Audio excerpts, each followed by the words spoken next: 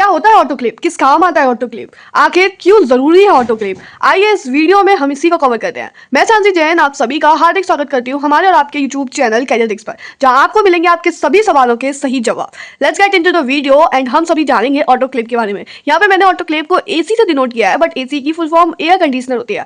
Don't worry, ये मैंने अपनी सहूलियत के लिए लिखा है, आप लिखना चाहे तो लिख सकते हैं, वरना एग्जाम में ऑटोक्लेव ही लिख कर आइएगा। आपने अपने किचन में कुकर तो देखा ही होगा। कुकर में क्या करते हैं, हम आलूओं को उबालते हैं, किसी दाल को उबालते हैं, चावल पकाते हैं। इसके लिए हमें थोड़ा सा पानी डालना होता है और फिर उसके बाद हम एक टेम्परेचर सेट करते हैं, कुकर को बंद कर देते हैं और उसके अंदर आपका जो भी आपका खाने का प्रोडक्ट है, मटेरियल है, वो बॉयल होना स्टार्ट हो जाता है। ठीक इसी तरीके से कुछ ऑटोक्लेव के अंदर करना होगा। ऑटोक्लेव एक प्रेशराइज चैम्बर है, यानी कि कुकर के अंदर भी हम जब ढक्कन लगाते हैं, टेम्परेचर हीट देते हैं और जो वाटर होता है वो स्टीम बन रहा होता है, भाप बन रहा होता है, यानी कि और उसके अंदर हमारे कुकर के अंदर भी तो एक प्रेशर क्रिएट हो रहा है। ठीक इसी तरीके से ऑटोक्लेव के अंदर भी प्रेशर क्रिएट होगा। इसका यूज हम करते हैं किसी भी प्रोडक्ट, किसी भी हमारे इक्विपमेंट को स्टराइल करने के लिए और उस पर मौजूद जितने भी डिसइंफेक्शन, मतलब कोई भी बैक्टीरिया है, कोई भी माइक्रोब्स है, उसको खत्म करने के लिए, उसको किल करने के लिए। इसके अंदर 3 फैक्टर का हमें सबसे ज्यादा ध्यान देना है। पहला तो समय, दूसरा प्रेशर और तीसरा है भाप यानी कि स्टीम। इसके अंदर जो वर्किंग प्रिंसिपल है वो है यहाँ पर सबसे पहले हमें जानना होगा कि ऑटोक्लेव के अंदर जो स्टेराइल एजेंट की तरह काम आता है वो होता है स्टीम। भाप होती है, यानी कि भाप ही सारे ऑब्जेक्ट्स को स्टेराइल कर रही होती है। इसके अंदर क्या करेंगे हम, ऑटोक्लेव एक ऐसा कुकर टाइप का समझो, पहले तो अंदर अपने दिमाग में कुकर जैसी इमेज लेकर आओ। कुकर के अंदर क्या करेंगे हम, बहुत सारा आइटम्स को डालेंगे, उसके अंदर थोड़ा सा पानी डालेंगे एंड उसको ढक्कन को बंद कर देंगे एंड स्टीम हीट देंगे और जो पानी है वो स्टीम बनेगा, भाप बनेगा। और आपको जैसा कि पता है या फिर होना चाहिए कि हाई टेम्परेचर पर जाकर जो हमारे बैक्टीरियाज होते हैं वो किल हो जाते हैं एक मैक्सिमम टेम्परेचर पर जाकर।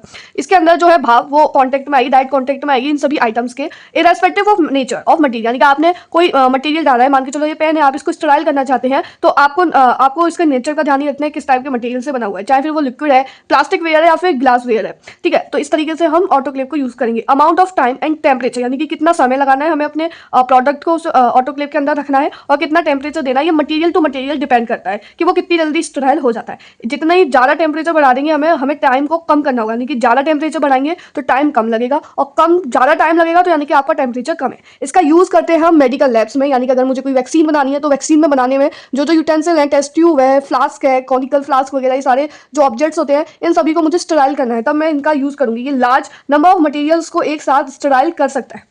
इसके अंदर हम कोई भी कल्चर मीडियम्स को ग्रो कर सकते हैं, यानी कि जब मेरे पास टेम्परेचर सेट करने के लिए वैल्यू है कि भाई मैं टेम्परेचर सेट कर सकती हूँ, प्रेशर सेट कर सकती हूँ, तो यानी कि एक कल्चर मीडियम भी मैं इसमें ग्रो कर सकती हूँ। आपको स्क्रीन पर दिख रहा होगा कुछ इस तरीके का हमारा ऑटोक्लेव होता है। आइए एक इस डायग्राम से हम थोड़ा सा इसे कवर करेंगे अच्छे से कि आखिर ये दिखता कैसा है। ऑटोक्लेव का कुछ इस तरीके का मटेरियल होता है। यहाँ पे मैंने एक बास्केट रखी है जिसको मैं स्टराइल करना चाहती हूँ और इसके अंदर मैं पानी डालूंगी, हीटिंग एलिमेंट डालूंगी, यानी कि एक रॉड टाइप हीटिंग एलिमेंट होगा जो कि हीट करेगा इस पूरे वाटर को, और जो वाटर है वो स्टीम भाप बनेगा और जिसकी वजह से इस पर मौजूद, इस बास्केट में मौजूद जितने भी बैक्टीरियाज होंगे वो एक टेम्परेचर पे जाके मरना स्टार्ट हो जाएंगे। यहाँ पर थर्मामीटर है ताकि मैं इसका टेम्परेचर नाप सकूं, प्रेशर कितना क्रिएट करना है वो है यहाँ पर, एंड यहाँ पर सेफ्टी वाल्व्स भी मौजूद है, एयर रिमूवल वाल्व, यानी कि अंदर की बाहर जो हवा है वो बाहर ना जा पाए, बाहर की जो ठंडी हवा है वो अंदर ना आ पाए, इस बात का भी ध्यान रखना है। लेकिन इसमें एक दिक्कत आ जाती है कि आप जो भी यूटेंसिल को क्या बोलते हैं, आप जब भी कोई भी यूटेंसिल को या फिर किसी भी इक्विपमेंट को स्टराइल करना चाहेंगे तो जो भाप बनेगी उससे ये ऑब्जेक्ट है वो गीला हो जाएगा। इसकी वजह से मतलब